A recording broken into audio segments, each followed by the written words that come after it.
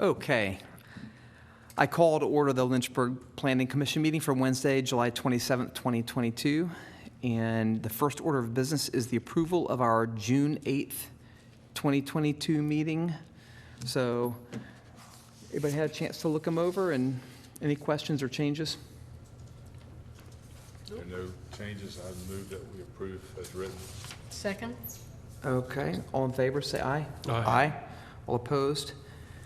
All right, we do have some people missing, but we don't have a public hearing today. We have a administrative meeting, and so the first order of business here is to have a presentation of the 2022 Planning Commission report. So I expect you'll be sharing that with us. Yes. Thank you, Mr. Chair, members of Planning Commission. The Planning Commission annual report was placed in your Dropbox, so I hope you had a chance to review it. It pretty much just gives the highlights of the last fiscal year.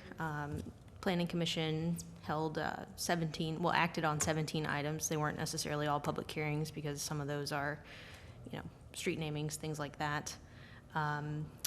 The bigger items that we accomplished during the fiscal year would be the Tyriana plan, which we got adopted. The work on the Darrington plan continues. Staff is currently working on a housing study, sort of in tandem with the Darrington plan, and we expect the Darrington plan to be adopted sometime this fall. So that would technically be in next fiscal year.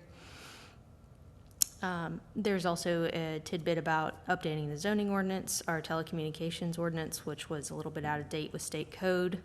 So that is covered.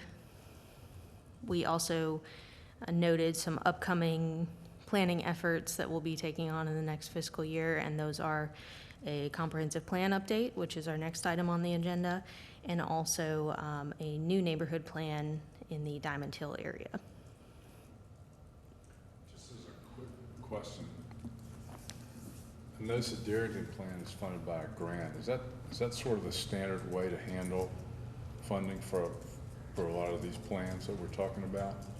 Well, so the Darrington plan, the plan itself is mostly being done in-house by one of the planners and NYGARD. The housing study is that community impact grant that the city received from Virginia Housing. We worked with a consultant to acquire that, and then we work with the same consultant to actually spend the funds and do the grant, or do the housing study using the grant, I should say.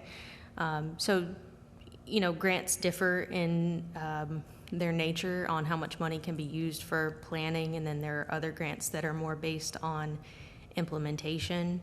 This specifically was a grant that, was designed to be a study. So It just seems like a bunch of plans that are going to obviously take outside money. Mm-hmm. And we've also done a lot of things around, we've identified a lot of things that need to be financially addressed in the city. And it's just the strain on the dollars. I was just trying to figure out, as this stuff piles up, kind of how it rolls out. typically, those are things that the city funds. Grants, of course, come with stipulations about when you need to spend the money, how you need to spend the money. So free money is great, but sometimes there's a local match, and then there's the timeline that may not necessarily match up with what we're able to accomplish. It just depends. Thank you. Rachel, are we in fiscal year 23 now? Yes. Okay. I had a question, like historically, or you might know for being here several years, is this the lightest load we've had as a planning commission? So I didn't compare year to year. I think the last one I looked at had about 25 petitions. So you could consider it a lighter year, possibly due to pandemic.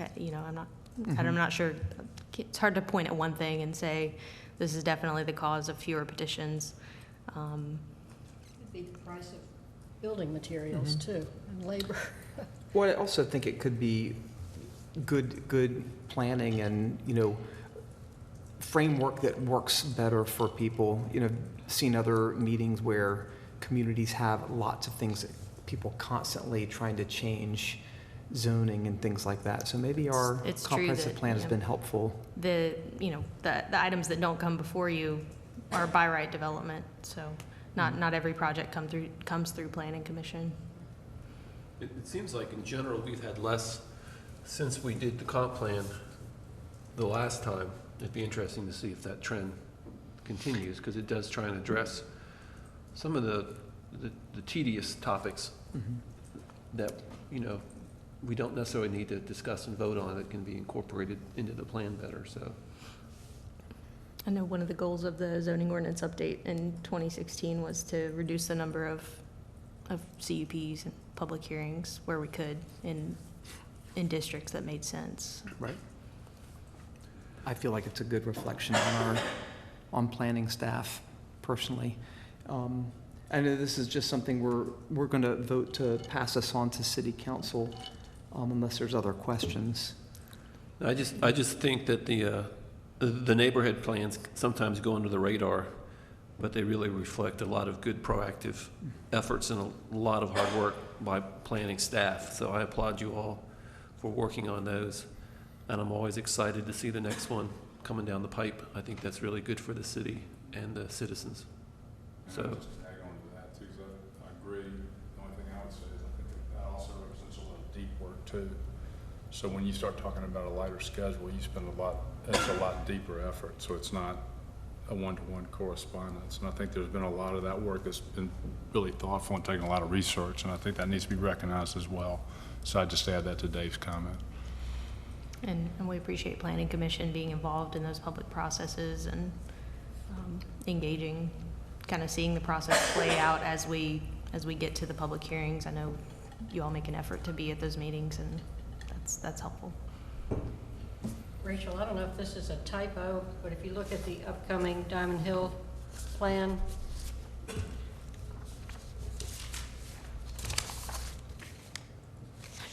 the last sentence of it says, the approach to this plan will be similar to the Diamond Hill and Tinbridge Hill neighborhood planning process.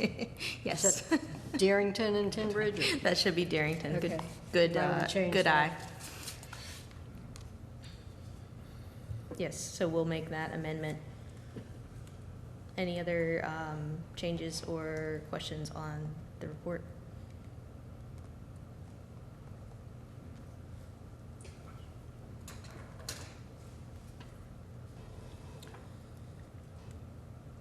Anybody want to make a motion to move this on? Make a motion to send the amendment to city council. Second. Okay, so we're going to vote to send this on, pass it on to city council. All in favor? Aye. All opposed? Nay? Nobody? Great. All right, so the next thing we're going to look at is initiating a resolution to update the 2013 to 2030 comprehensive plan and the future land use map, the FLUME. So Rachel, you can tell us more about that as well. Sure. Members of Planning Commission, I believe some of you probably participated in the last comprehensive plan update, but this will be another one that we're getting ready to execute on. We've got the RFP pretty much ready to go. And so this will be, as the chair stated, a review and update to the city's comprehensive plan, starting with an analysis of where we are with it, what needs to be updated. They'll be engaging with city staff, planning commission, and the public to figure out the areas that we need to focus on updating. So the resolution before you now is just to officially kick off that project and kind of tell staff to go and pursue it. Good. I make a motion, we sign the resolution or whatever we're supposed to do. Okay? Before it goes to vote, I'm kind of curious, since I've never been through the process, what does that look like for planning commission?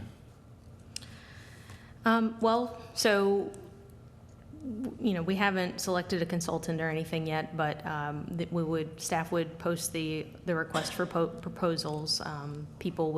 Firms will submit bids, and we'll do interviews with potential consultants to take on the project. because we got funds for consulting funds in this fiscal year. So once we select a consultant, we're going to be working with them to kind of lay out the schedule and also the engagement, internally with staff, planning commission, but then also the external schedule as well. So you guys remember we tried to be really comprehensive in our outreach with the public. I think that's going forward. It seems like that's our new standard, and I would say it's for the better. Trying to make everyone aware, make special accommodations for the public that we don't normally reach. Not everyone comes to a meeting on a Wednesday at a rec center or something like that. We did pop-ups with downtown. I'm sure we'll be looking at different sort of ways to reach the public in this process as well. So as far as, it's almost like a neighborhood plan on a big scale. A lot of heavy lifting for staff, I guess. It won't be light, And but it's a we year will have a process? consultant, so that will help some. But yes, it is a good amount of staff work. We do have a new planner position actually that's posted now, so we'll have another staff member coming on, and hopefully in the fall, to kind of head up that Diamond Hill work, and then working on this as well. In the expected completion date? So we don't have the timeline finalized for something like this. It realistically, 9 months to a year, probably. Great. Well, before we vote, anybody else have any other questions? I know you've been through this before. Some of you'll have. We didn't go through the comp plan before, did we? Was it an update to it? We weren't here in 14, were we? That's when Winter says the thing was adopted. 2016 was when we were finalizing that, reading to the last. In 2016 was the zoning ordinance, which you guys did after the comp plan, right? So maybe it didn't line up with some of your terms. Or maybe it wasn't Winter. It says adopted January 14th, I 2014. think it was adopted shortly before I came on Planning Commission, so. Yeah, That's great. You said that. Okay. Yeah, I was here for that. Mm-hmm. Yeah, that's when Jerry was still chair. Right. All right, well, any other questions before we vote? No, the only thing I would say to consider with you guys have done a great job with getting the public involved, is to pop-ups and all the other things, even some virtual meetings, since I don't think that's not one of the public meetings where in-face is required, right? You can do whatever you want to share Right, the info. If it's just a public meeting to inform or to, get feedback, that's not you'd still do your formal public hearing here, and then there would be one at council before it got adopted as well. But yes, not every meeting has to be in person. Right, and I know the pop-ups were really popular. We did them at the colleges and downtown, everywhere, and they got a ton of feedback. Great. Okay, well, all in favor of initiating this and getting city council on board, say aye. Aye. All opposed, say nay. Great, it's unanimous, so those two business items go through. And do we have anything else that we need to consider looking down the line? All right, any other business that needs to be attended to? I believe we will have a meeting on August 10th, but they will let me know for sure next week. So I know a lot of people are probably on vacation this time of year, so just want to be sure we have a quorum. Good point. Make sure people let us know if we're not going to make it. Right. Yeah, definitely let Anna know if you're going to be out for any reason. All right, anybody have a motion? Move to adjourn. A second? Second. No one's opposed, so have a good afternoon. Thank you all.